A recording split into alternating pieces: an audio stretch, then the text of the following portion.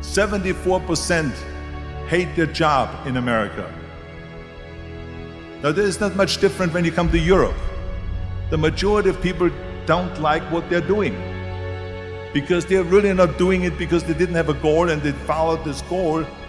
They just aimlessly drift around, and then all of a sudden there's a job opening, so they get that job because you have to work. But then when you work, it's a chore. It's work. It's not fun. So if you think about, only a quarter of the people really enjoy what they're doing in life. That is unbelievable if you think about it. So I felt so blessed that I knew what I was doing. It's like a medical student that studies and knows he wants to become a doctor. You know where to go.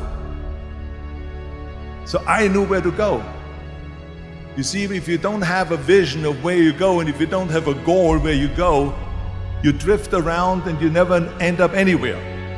It's like you can have the best ship in the world, you can have the best airplane in the world. If the pilot or the captain doesn't know where to go, it would just drift around. It would not end up anywhere, or most likely in the wrong place. And I didn't really like Austria when I grew up. I couldn't wait to get out of there. I couldn't see myself becoming a farmer or a worker in a factory or anything like that, even though my parents wanted me to stay there and have a normal life. But that was their vision, not mine. My vision was totally different. I felt that I was born for something special, for something unique, for something big. Do you know how great it felt that I knew where I was going? Imagine the majority of people don't know where they're going. I knew where I was going. So it was just a question of, how do you do it? I ask a studio executive, I say, I want to get into movies. I want to be a leading man. He started laughing. So they all say it's impossible. I said, why is it impossible? He says, because look at how big you are. You weigh 250 pounds. And then they told me, he says, and your accent, even if you reduce all your body weight and everything and have a normal body, your accent. He says, no one in Hollywood ever has become a leading man that had an accent.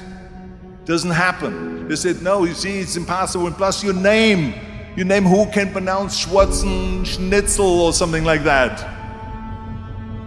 No one can pronounce that, so forget about it, Arnold. This is the kind of thing that I heard. It's all about the hard work that you put in. I said to myself, in bodybuilding, I worked out 5-6 hours a day. I'm going to do the same thing now for acting. Accent removal, acting classes, and all of this stuff, all day long. I worked and I worked and I worked. And then all of a sudden, I was asked by Dino De Laurentiis in the Universal Studio, biggest studio, to star in Conan the Barbarian. And after I did Conan the Barbarian, the director at the press conference said to the press, if we wouldn't have had Arnold, we would have had to build one. So all of a sudden, my body became an asset, not a liability. And the same thing was with Terminator. After we were finished filming Terminator, Jim Cameron said to the press, if Arnold wouldn't have had that accent and talked like a machine, I think the movie wouldn't have worked. So think about that. The body and the accent that they attacked was an asset.